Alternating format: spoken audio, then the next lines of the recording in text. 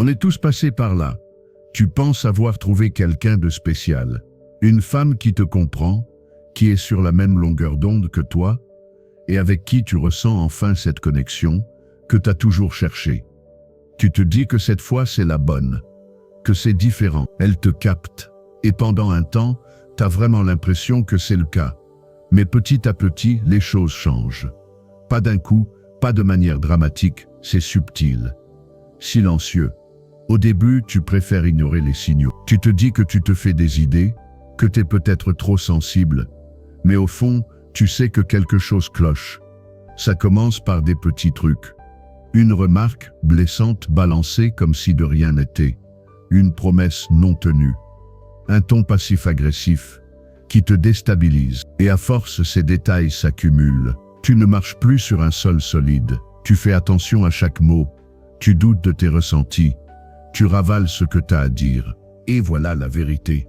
Si ta copine fait ces 5 choses, t'es pas en train d'exagérer. C'est ton instinct qui te dit que ta paix intérieure est en danger. Ignorer ça pourrait te coûter bien plus qu'une relation. Ça pourrait te coûter toi-même. Parce que ces schémas, si tu les laisses s'installer, ils te blessent. Et surtout, ils te changent. Tu perds confiance en toi, tu remets tout en question, tu rétrécis dans des espaces où tu te tenais droit avant, et à la fin, tu ne te reconnais plus. T'es juste en mode survie. Alors qu'en vrai, t'es censé vivre, t'épanouir.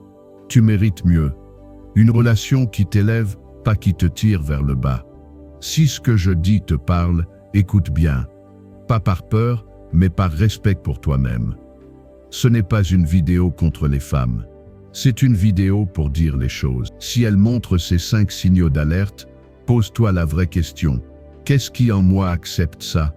Et une fois que tu reconnais ces signes, tu peux plus faire semblant. Si tu restes malgré ce que tu sais, c'est sur toi que ça retombera. Premier signe, elle tord la réalité pour garder le contrôle. Tout commence par le déni.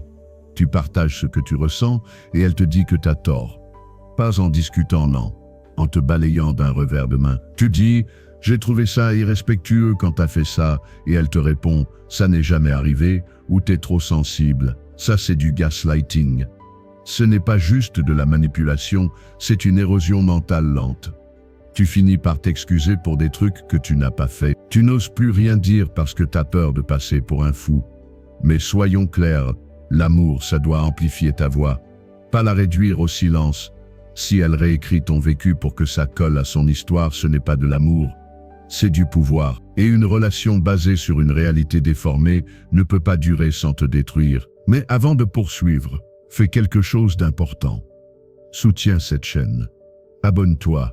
Laisse un like, parce qu'en le faisant, tu ne fais pas qu'améliorer ta propre vie, tu permets aussi à des milliers d'hommes d'accéder à ces connaissances. Des hommes fatigués d'être invisibles, coincés dans la friend zone ou simplement transparents. Quand tu nous soutiens, nous grandissons, et en grandissant, nous changeons des vies. La tienne, la mienne, celle des autres. Alors merci à toi et poursuivons. Deuxième signe, elle ne respecte pas tes limites. Tes limites, ce n'est pas des murs, c'est des portes. Elle protège ce qui compte pour toi.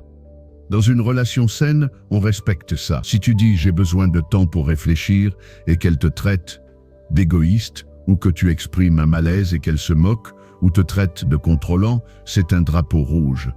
Là, on n'est plus dans le partenariat, on est dans la domination. Si elle franchit tes limites, juste pour montrer qu'elle a le dessus, ce n'est pas de l'amour, c'est du pouvoir. Et plus tu la laisses faire, plus tu lui apprends que tes besoins ne comptent pas. Spoiler, ils comptent. Si elle ne respecte pas tes limites, elle ne crée pas de l'espace pour toi. Elle t'en enlève.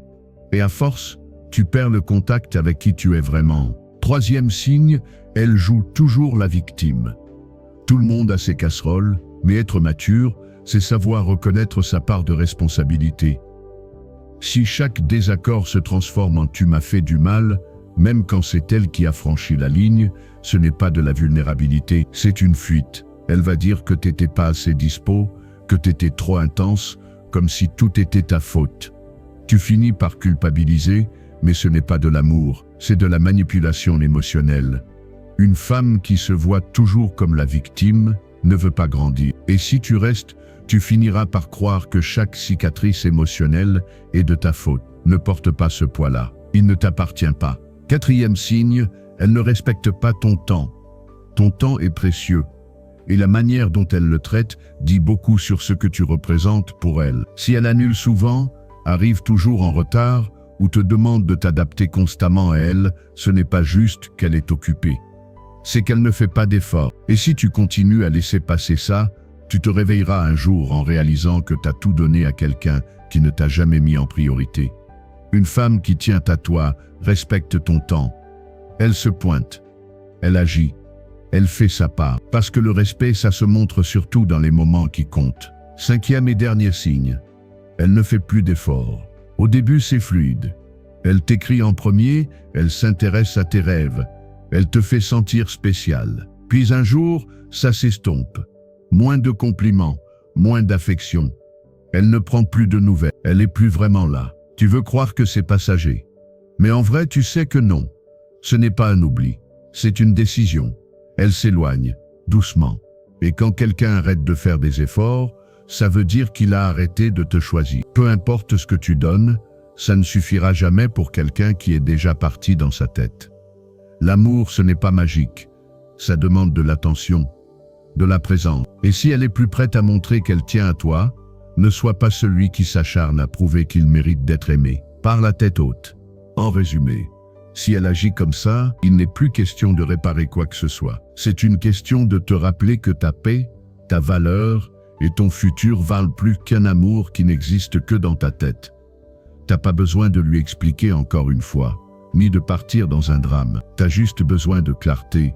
Une femme qui joue avec ta tête, qui piétine tes limites, qui ne respecte pas ton temps et qui n'est plus là pour toi, ce n'est pas une partenaire, c'est une leçon. Et quand la leçon est finie, tu pars. Rester plus longtemps, c'est apprendre à aimer la mauvaise personne plus que tu t'aimes toi-même. T'as pas besoin de sa permission pour partir, ni de ses excuses pour guérir. Ce qu'il te faut, c'est d'être entier, libre, en paix. Alors si elle a éteint ta lumière, rallume-la. Laisse-la derrière. Ne te retourne pas. T'es pas en train de fuir l'amour. T'es en train d'aller vers le vrai. Celui qui commence par la façon dont tu te traites toi-même. Tu sais déjà ce que t'as à faire. Alors fais-le. Et si t'es prêt à arrêter de perdre ton temps avec des gens qui ne peuvent pas te rencontrer là où t'en es, abonne-toi. T'as une vie à vivre et les bonnes personnes ne te demanderont jamais de te faire petit.